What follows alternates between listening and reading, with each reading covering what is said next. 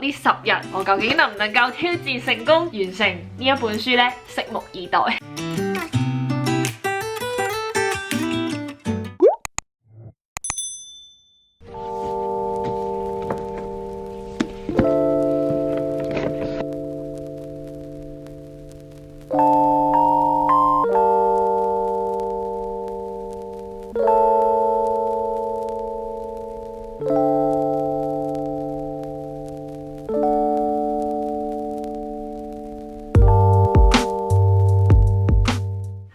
大家好，我係 Bonnie。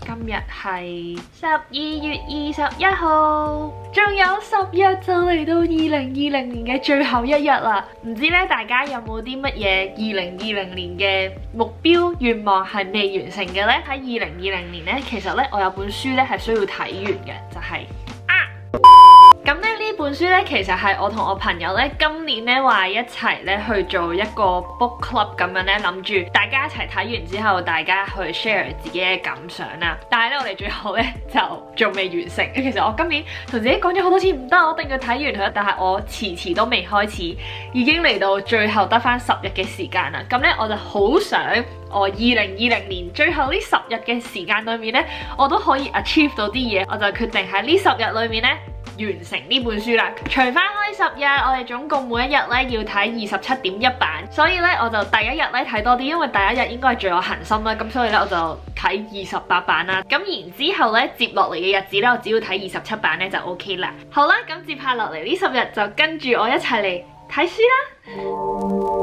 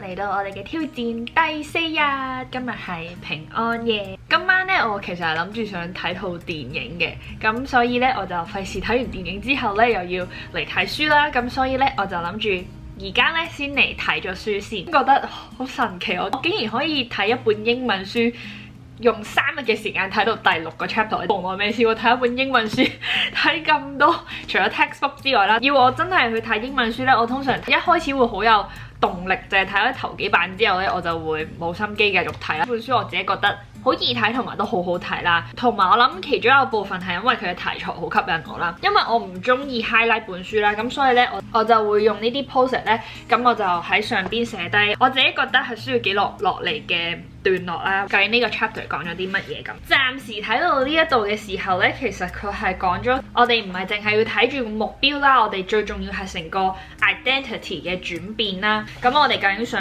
改變係改變啲乜嘢，同埋究竟點解我哋成日可能好容易咧去開始，可能改變咗2-3日之後咧就停咗，同埋有啲咩方法可以令到自己更加容易可以做到自己想做嘅嘢。計下咧，其實聽日咧就已經我哋過咗呢個挑戰嘅一半噶啦，好開心，心情都好激動。好啦，我哋繼續努力。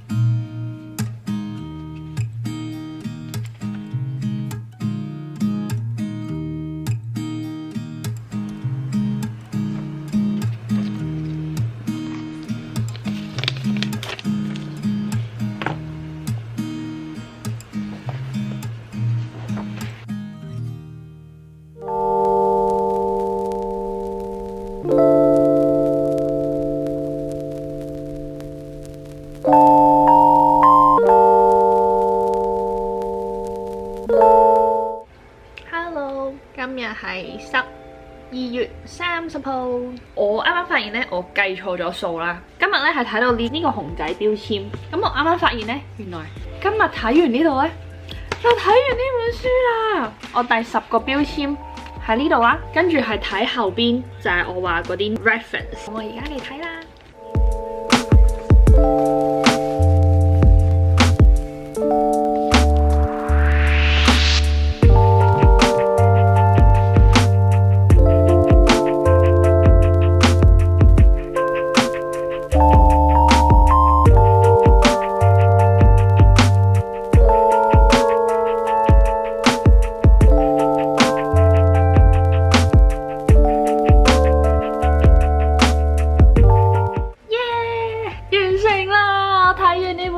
終於呢本書變到好厚啊！咁咧，我頭先咧就開咗我個 Notion 啦，就打翻啲 notes 落去。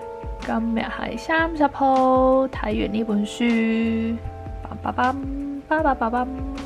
好耐冇完成過一本英文書，所以我覺得呢個都幾有意義。喺2021開始之前，喺2020嘅結尾，俾呢個挑戰自己，我去完成一樣我拖咗好耐要完成嘅嘢，一個好好嘅鼓舞，有一個好好嘅完結。因為我又學咗好多新嘅 technique，喺呢本書嗰度得到好多嘅力量啦。咁好想2021嘅時候呢，一個全新嘅開始嘅時候呢，又再次去出發。講翻成個睇書呢10日以嚟嘅挑戰嘅經歷呢，其實一開始係真係好難嘅。雖然第一日就會好有動力啦，但係第二日呢，你就開始會覺得又要睇書啦咁樣。咁同埋我係擺咗喺瞓覺之前做嘅一樣嘢啦。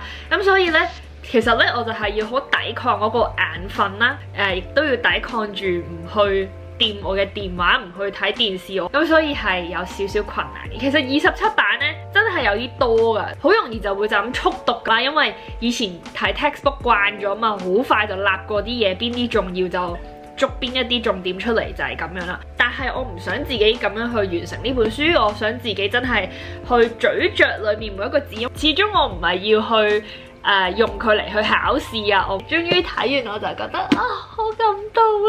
我要落淚啦！所以咧，其實呢10日嘅經歷咧，我覺得係非常之好嘅，亦都俾到自己有一個小小嘅開始，知道原來我自己係可以睇得完一本英文書。就好似本書裏面咁講，我去好有計劃咁樣講出嚟，我要喺呢10日之內喺我書台嘅位置，每晚臨瞓之前，我就去完成27版嘅書，之後會再同大家分享呢本書嘅。希望呢個影片都鼓勵到大家啦。雖然呢一條影片喺2021年嘅時候先同大家見面啦，或者你係可以喺1個月新嘅開始嘅時候去做呢樣嘢，穩定一本書係你一路以嚟好想睇嘅，就由下個禮拜一開始，你去 set 每一日幾多點喺邊度睇幾多版。